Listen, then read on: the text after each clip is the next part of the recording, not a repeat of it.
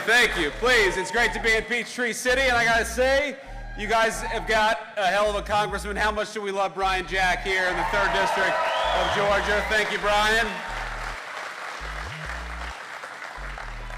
Now, we got a few other people I want to thank, of course, the great EPA Administrator Lee Zeldin. Lee, thank you so much. And proud Atlanta native Kelly Loeffler, thank you for all you're doing at the Small Business Administration. All right, you guys are lucky to have a great Trump-endorsed Lieutenant Governor Burt. Burt, good to see you, man. How we doing?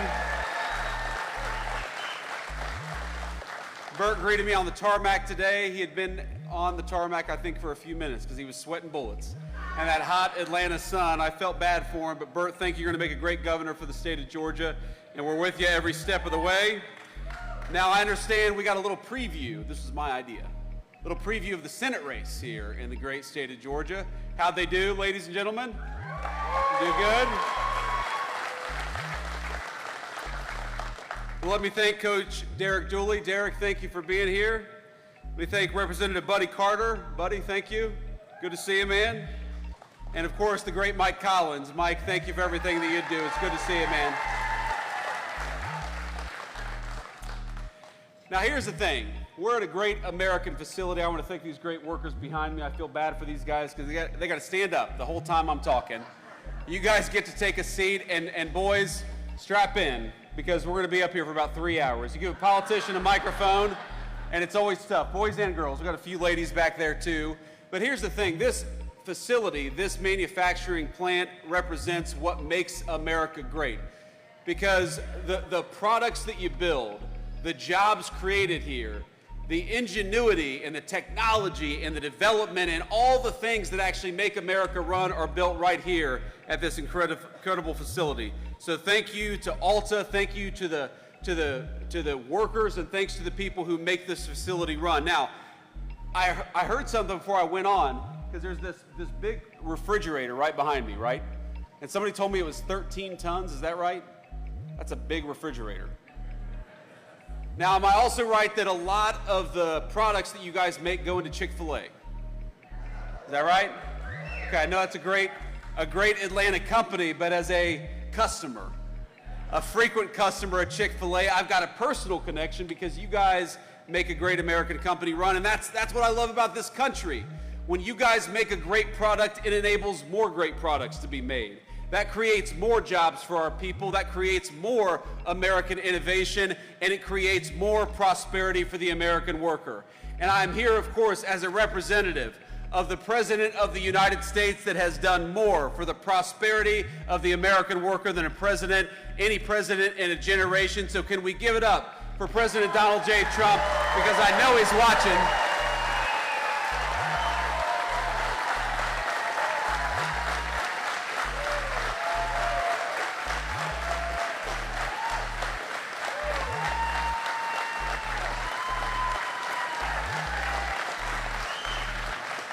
And I know what the president ran on, and what the president cares about is building things right here in the United States of America. It's another reason why I'm proud to be at ALTA today. Because for a generation in this country, we had American presidents and American political leaders, and let's be honest, folks, it wasn't just Democrats, it was Democrats and Republicans who would ship our jobs overseas, close our factory doors, and do not a damn thing for the American worker. So how nice is it in Washington, D.C. to have a government that is going to protect your jobs, that's going to fight for this facility and say, very simply, if you're building it here, if you're making it here, if you're producing it here, we are going to give you, and already have given you, a big fat tax cut. That's a good thing.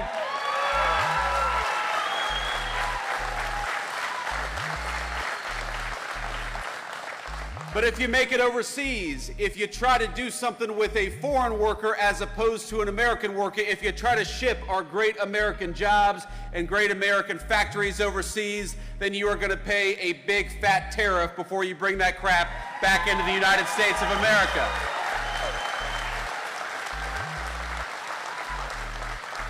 And that's what President Trump's economic policies are all about, my friends. It's the carrot and the stick. We want to make it easier to build in America. We want to make it harder to build overseas. We want to make it easier to rely on our great American workers because we got a lot of them. American businesses ought to employ American workers. And we want to make it harder to employ foreigners to take those jobs from the Americans who deserve them. And most importantly, if you're working hard every single day right here in the United States, or if you're building a business right here in the United States, you ought to have a tax code that rewards you instead of punishes you. And that's what happened when we passed the Working Families Tax Cut just a couple of months ago. And of course, Brian Jack was a critical part of that. So you should be proud of your congressman.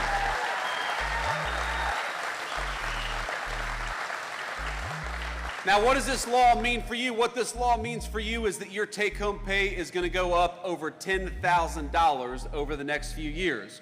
What that means is that if you're working an hour of overtime, the federal government is going to keep its money the hell out of your pocket. Because if you're working hard, the government ought to leave you alone. Ain't that the truth?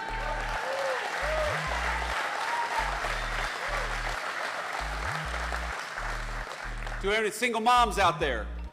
Any single dads, any people who work hard every single day? I had a single mom, and for a time my mom worked at a restaurant. She waited tables, like a lot of folks out there.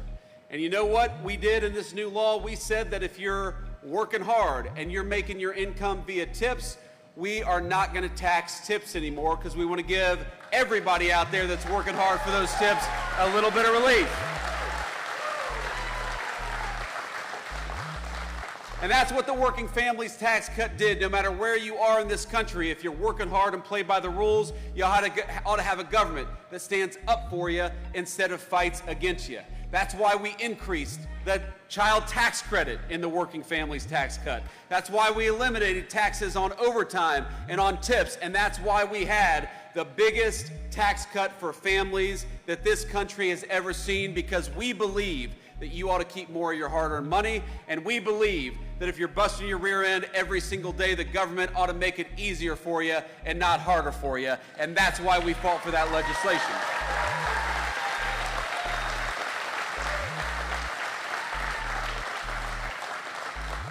Now, I am just a vice president. I'm just a lowly politician, but I'm going to try my hand at prophecy today, ladies and gentlemen, because I see the future of the state of Georgia, and in about a year, you are not going to be able to turn on the television without Senator John Ossoff pretending that he supported the Working Families Tax Cut when in reality he voted against it.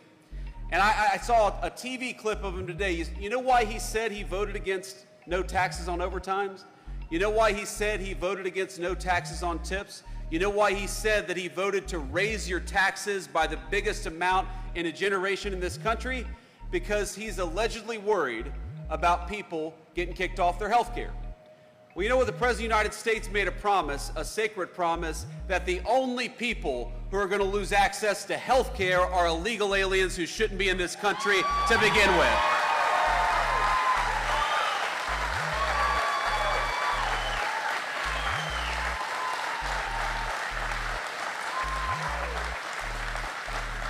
Because I happen to believe that Medicaid belongs to American workers and American families. I happen to believe that when you are struggling in this country, we're generous people, and we want to help you. But we want to help the people who have the legal right to be in the United States of America. So it's not about kicking people off of health care. It's about kicking illegal aliens the hell out of this country so that we can preserve health care for the American families who need it.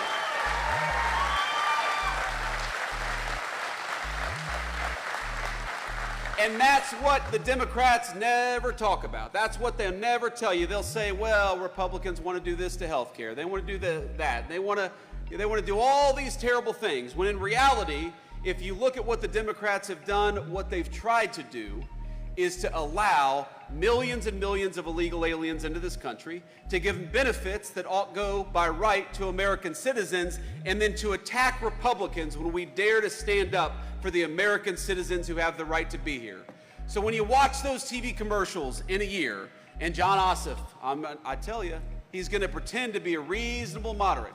He's actually going to run TV advertisements, I promise you, because I ran against a guy like this in the state of Ohio, where he says that he supported President Trump's agenda. But in reality, while John Ossoff pretends to be a moderate when he comes to Atlanta, he is a far-left liberal in Washington, D.C., and that's the only place that it actually counts if you're a United States Senator.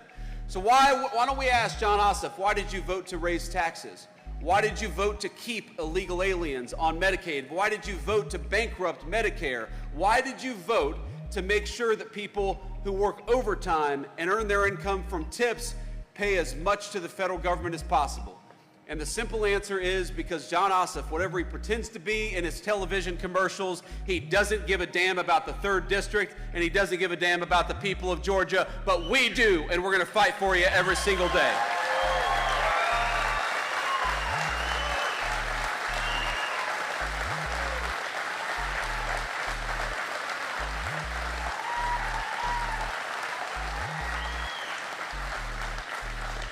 Let me just leave you, my friends, with a final thought. I want to thank you all for being out here, and again, thank the folks behind me, the great workers of this facility, and I'll take a few questions. Should I take a few questions from the media? Okay, I'll do that. So we'll take a few questions from our great reporters, hopefully some local reporters back there, but I'm sure some national fake news as well. But, you know, I went to Union Station in Washington, D.C. yesterday. Anybody here ever been to Union Station? Okay.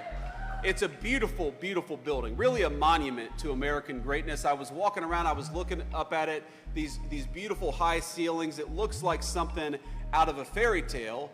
And I remember that 2 years ago, when I took my kids to Washington, D.C.'s Union Station, I actually had a crazy person screaming at my 3-year-old kid. Because for some reason, and I never understood this, American leaders decided it was compassionate to allow people to fester on the streets, yelling at our young families instead of giving them the medical care that they need and getting them off the streets, which, by the way, makes it easier for us to all enjoy these great public spaces in our country. And I haven't been to Atlanta in a little while, at least now with the Secret Service detail. I haven't walked around Atlanta in a little while, but I bet that as great as Atlanta is, and as beautiful of an American city as it is, there are places in Atlanta where you wouldn't take your family today. Is that correct? Just like in Washington, D.C., the national capital of the greatest nation in the history of the world, there are no-go zones where you would not take a young family or you would not take young children. And that's true, I'm sure, all across the state of Georgia, all across our country, because our leaders decided that they would make our streets safe for criminals instead of safe for the people who pay our taxes and keep our communities going. And I think that of all the things that I'm most proud of the president, the thing that I'm most proud about is that he finally put the government to work for the people who actually make this country function and run in the first place. We're cutting taxes for American taxpayers. We're securing the border. We've got 99% reduction in illegal border crossings in this country because we got a president who empowered Border Patrol to keep us safe.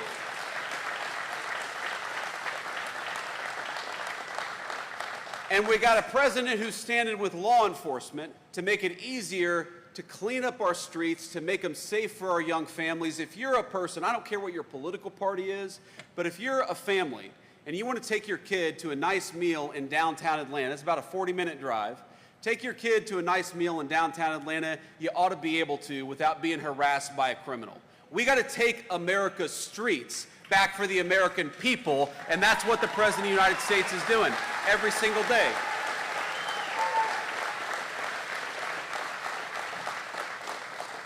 And as a person who grew up in a family where we often struggled with money, you know, it is never the rich people that lack public safety in this country.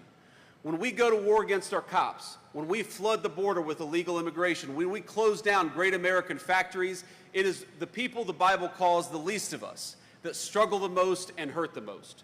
So I'm proud to be here as your vice president. I'm proud to be here as a representative of President Trump. Thank you. But I'm most proud that we have an administration that is making it easier, whether you're rich or poor, to walk down the street with a semblance of public safety.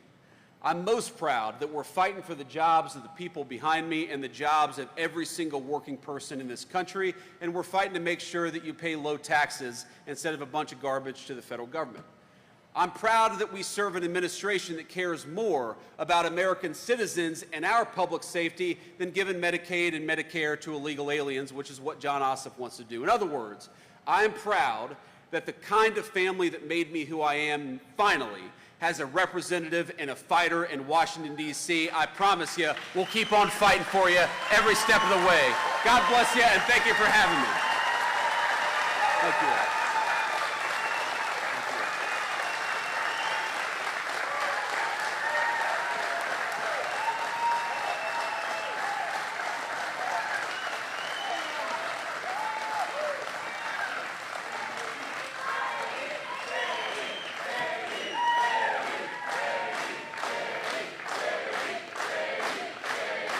Thank you all. Thank you.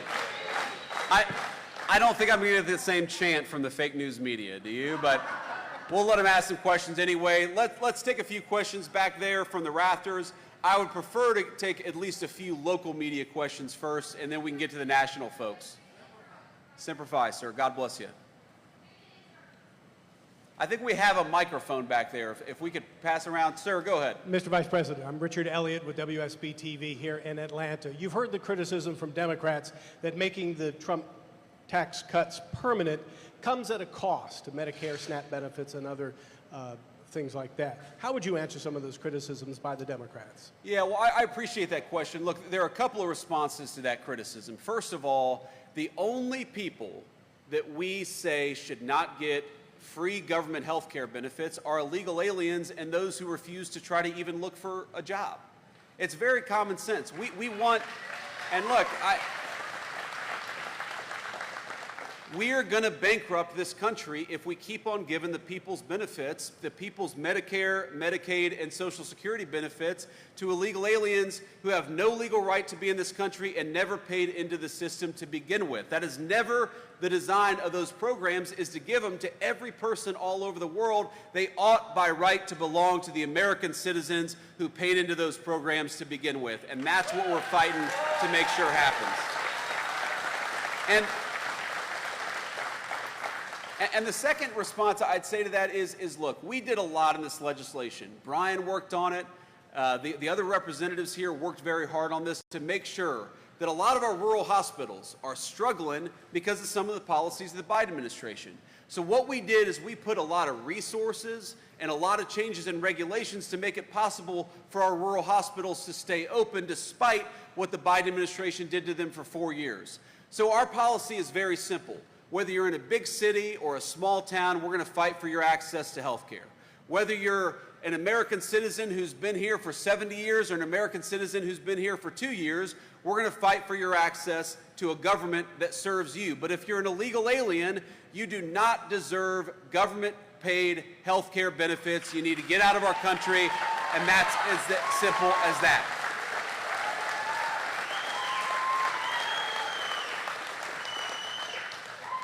Next question.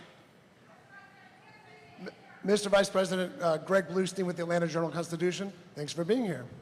I have a follow-up to Richard's great question on those health care funding cuts. There are Georgia Republican leaders who are legitimately concerned that more than 100,000 people could be knocked off the Medicaid rolls, not just people who are here undocumented or illegally, but people who are working class, who are struggling to get their health care. What message do you have for state Republican leaders on what they should do to reconcile those issues? Well, the first thing I'd say is the state Republican leaders and, frankly, state Democratic leaders. If you're worried about American citizens losing access to health care, the Trump administration always has an open-door policy. And we've worked with a number of our colleagues, Democrats and Republicans, at the federal legislature, but also at the state level, to make it possible to ensure that American citizens have access to the medical benefits that they need. It's as simple as that. So you're always going to have an open door. Now, we understand that reforms are complicated. Sometimes this stuff takes time to work itself through the system. Many of the changes in the working families tax cuts to Medicare, or excuse me, to Medicaid, you're not going to see that stuff. It's not even, some of it doesn't even go to effect for 6 or 7 years, in part because we want to give enough time to work with people to make sure that American citizens do not lose access to those critical benefits. So if you look at the way we design the law, if you look at the way that those reforms are implemented, and if you look at all the other things that we're doing, we want to work with people to make sure that American citizens get what they're entitled to. What we do not want is people who have no legal right to be here, to benefit from the generosity of the American taxpayer, and to bankrupt those programs. So long as you're willing to work with us on those goals, we'll work with anybody, whether you got a D or an R next to your name, because we care about this country. We want to make sure it's secure and healthy.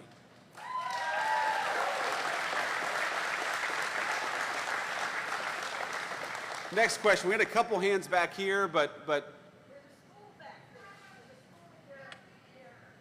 okay, we got a school back there. We do. Okay, well, let's get them a microphone. My name is Virgil Garrett. Thank you, Mr. Vice President. Of course, thank you. I'm here with the Central Educational Center, CCS-TV. The CEC is a college and career academy focused on training high school students to enter technical and trade industries. Can you tell us how the big, beautiful bill will impact us and our prospective jobs? And also, how is the administration focusing on schools like ours? So tell me, you say your name was Virgil? Virgil, tell me a little bit more about your school. So, Central Educational Center, we have classes focusing on trade and other industries. We have audio, video, aviation, cosmetology, dentistry, and students have Got the it. option. Okay, thank you. He asked me, Virgil, you asked me to comment on the school. I figured I should learn a little bit about it. I should learn a little bit about it before I commented on it, but I appreciate the clarification there. I mean, our proposal and our principle in the Trump administration is quite simple. We want Americans to be able to pursue their American dream. Whether that means going to a trade school or going to a four-year education, going to the military, we want to give you as many options as possible. And what happened for a long time in this country is that you had both parties, both sets of leaders saying, no, no, no, no. The only pathway that we're going to fund, the only pathway we're going to help you with is if you want to get a four-year degree. If you want to get a four-year degree, great. But if you want to be a plumber or an electrician or a pipe fitter, your government ought to fight for you too. And that's exactly what we want to make happen.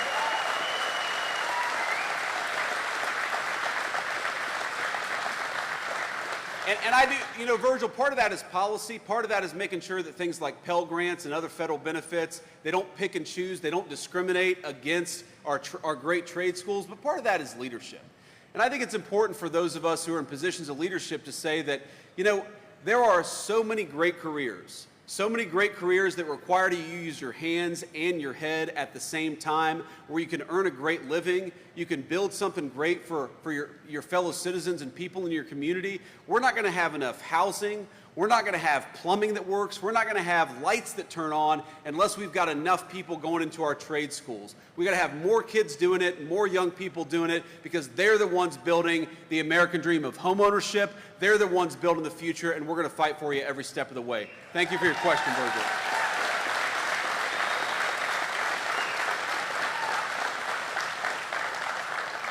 And let's do a few more questions here, and then I'm going to have to hit the road. Sir.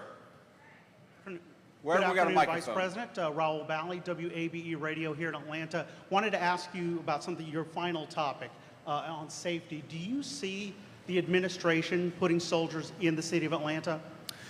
Well, look, what we've done is we have focused on Washington, D.C. because it's a federal city under our jurisdiction, but we certainly hope that whether it's Atlanta or anywhere else, people are going to look around and say, we don't have to live like this. It turns out if you just go and arrest the bad guys, you can have cities and streets that are safe again. And we hope that people see what we're doing in Washington, D.C. and follow our example all across the country. I'm a big fan. Look, I grew up in a small town. I love our beautiful countryside and our rural areas, but I love our big cities too. And I want you to be able to go shopping or go and get a nice meal with your family without the fear that you're going to get mugged, or even worse, because you had the audacity to take your family out for a day in one of our great American cities. We don't have to live like this. All we need is politicians who actually care more about public safety for American citizens than they do for violent criminals. In Washington, D.C., in 10 days of what Donald Trump has done in Washington, D.C., did you know armed robberies are down 55% in our nation's capital? It's amazing.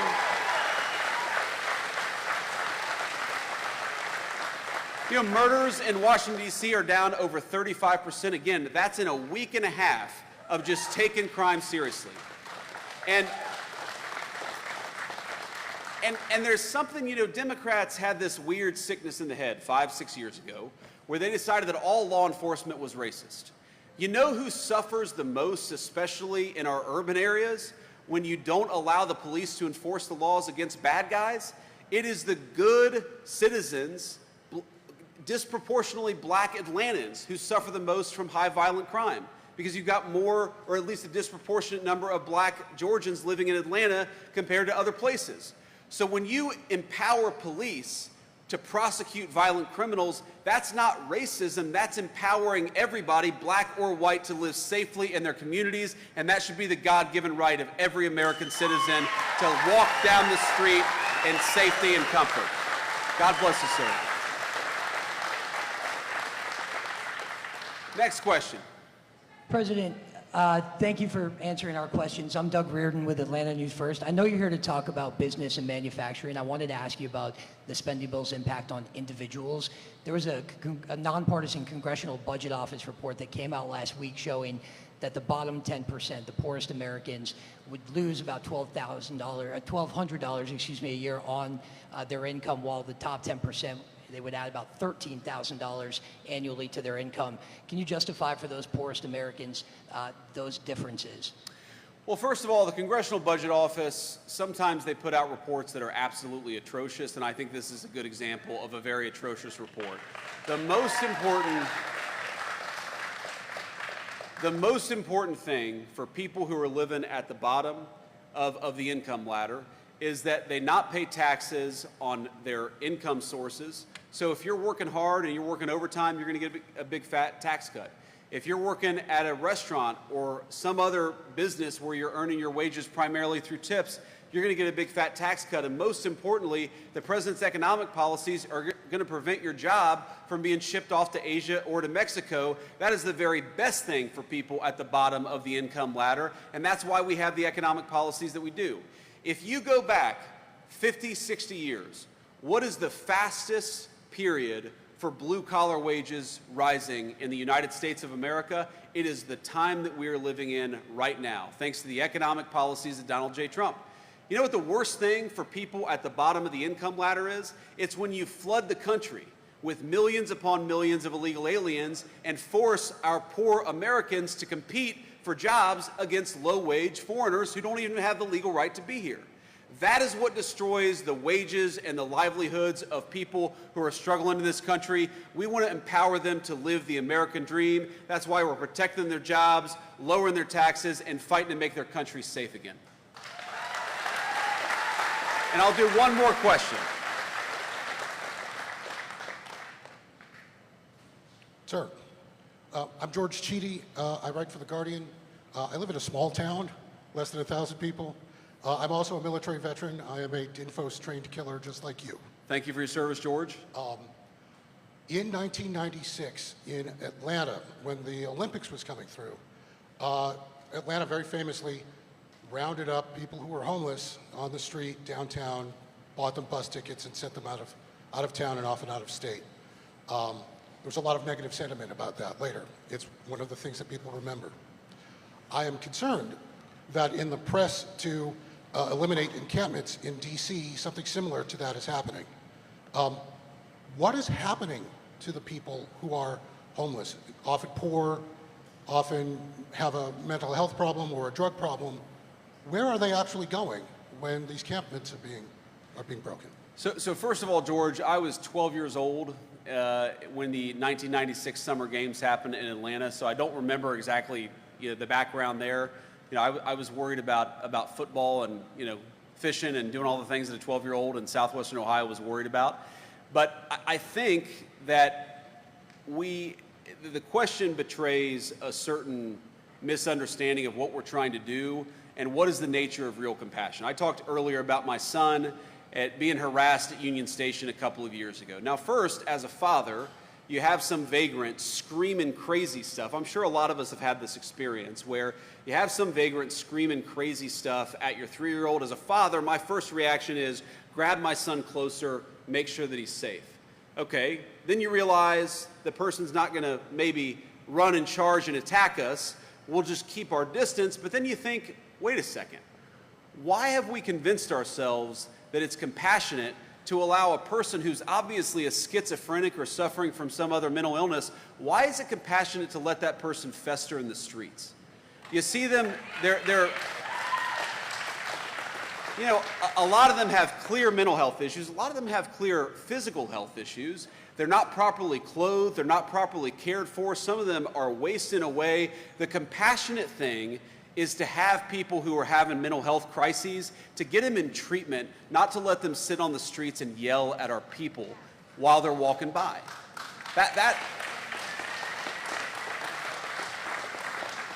And so the president actually signed an executive order to make it easier for some of these people to get access to mental health treatment. And I don't know for the life of me what happened in this country where we decided that the compassionate thing was to let somebody fester on the streets instead of get the treatment that they need. It's very simple to me.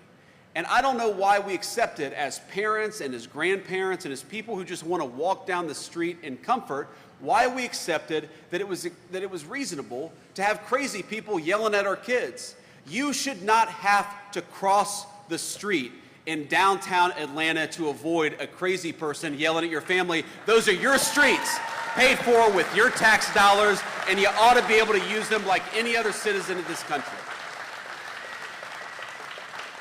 So let me close. I know I said that was the last question, so let me just close with this thought. You know, there are a number of things I could say about President Trump's leadership and a number of things I could say about what we're trying to accomplish in the Trump administration. Put very simply, we're trying to make America great for Americans again. When you hear that phrase, make America great, we want you as a taxpayer, as a worker, as a business owner, we want you to be able to enjoy the incredible benefits and bounty of the United States of America. This country was built by your grandparents, by your parents, by your forebears. You ought to have the right to live a good life in this country that wouldn't even exist were it not for the hard work of so many generations who came before us. They didn't put in that work. They didn't build this great country. They didn't carve the greatest civilization in the history of the world out of a wilderness so that their ancestors and their descendants could see it fall into disrepair. They did not build, look at Atlanta, it's a beautiful city. It's one of the most beautiful cities anywhere in the world. The people who built Atlanta did not build it so that you would not be able to walk down the streets of Atlanta safely at night. They built it so that you could enjoy it. They built this country so that we could make an even greater America out of it. And the policies of the Trump administration are meant for one simple reason: to empower you to live a great life in this country that all of us love. We've got a lot of work done in the last 7 months. We're going to do a hell of a lot more work in the next 3.5 years, and we're going to fight for you every single step of the way. God bless you, and thank you for having me here.